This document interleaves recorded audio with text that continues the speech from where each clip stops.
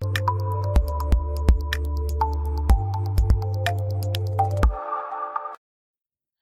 विद्यार्थियों, आप सभी का मैं आलोक ई लर्निंग में स्वागत करता हूं और मैं आज आपके समक्ष अंतरा भाग 2 गद्य खंड से दूसरे पाठ का सार प्रस्तुत करने जा रहा हूं, जिसका नाम है सुमानी के मन के, जो पंडित चंद्रधर शर्मा गुलेरी द्वारा रचित है। अब पाठ का सार। सुमानी के मन के पंडित चंद्रधर शर्मा गुलेरी द्वारा लिखित निबंध है, जिसमें लेखक ने बालक बच गया, घड़ी के पुर्जे और ढेले चुन लो नामक 3 लघु निबंध संकलित किए हैं।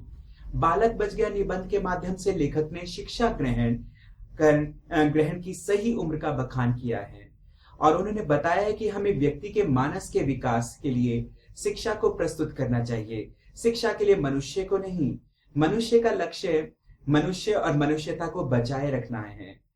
एक पाठशाला के वार्षिक उत्सव में प्रधानाध्यापक एक लौता पुत्र बड़े प्यार से दिखाया जा रहा था और उससे अनेक धर्म के लक्षण, रसों के नाम आदि अनेक प्रश्न पूछे जा रहे थे, जिनका वह रटा रटाया उत्तर देता जा रहा था।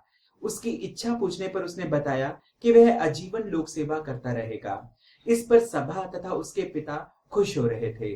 बालक से कुछ मांगने की बात कही तो उसने सोचकर लड्डू देने को कहा, जिसे सुनकर सब निराश हो गए, लेकिन बालक की इच्छा बच गई। दूसरा, घड़ी के पुर्जे। घड़ी के पुर्जे निबंध के माध्यम से लेखक ने फर्म के रहस्यों को जानने पर धर्म उपदेशों के द्वारा लगाए गए प्रतिबंधों को घड़ी के दृष्टांत द्वारा अत्यंत रोचकतापूर्ण प्रस्तुत किया है। घड़ी के पुर्जों के बारे में यदि किसी को जानकारी नहीं है तो दूसरा जानकर तो अवश्य उसे ठीक कर देता है। वैसे ही धर्म के रहस्यों को कोई धर्म का जानकर तो अवश्य बता सकता है। तीसरा भाग, ढेले चुन लो। ढेले चुन लो निबंध के माध्यम से लेखक ने लोक विश्वासों में निहित अंधविश्वासी मान्यताओं पर चोट की है। शेक्सपियर के प्रसिद्ध नाटक मर्चेंट ऑफ वेनिस में पोर्शिया ने अपने वर को बहुत सुंदर रीति से चुना है। हरिश्चंद्र के दुर्लभ बंधु में पुरश्री के सामने सोने, चांदी और लोहे की 3 पेटियों में हर कोई स्वयंवर के लिए अपनी इच्छा से पेटी चुनता था, लेकिन सच्चे प्रेमी ने ही लोहे को छुआ था, उसे ही पहला इनाम मिला। वैदिक काल के हिंदुओं में ऐसी ही लॉटरी चलती थी, जिसमें अनेक स्थानों की मिट्टी को के ढेले में चुनना पड़ता था। वेदी, गौशाला, खेत और मसान आदि स्थानों की मिट्टी होती थी। इसी मिट्टी को चुनने के आधार पर ही वर कन्या के भविष्य का फैसला होता था।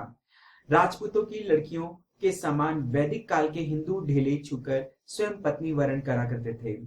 वात्स्यायन जी का मानना है कि आज का कबूतर कल के मोर से अच्छा है। संत कबीर जी ने भी बाह्य आडंबरों का खुलकर खंडन किया है। और यही थे पाठ के सार। अगर आपको ये वीडियो पसंद आया हो तो कृपया इसे लाइक करें और चैनल को सब्सक्राइब करें। धन्यवाद।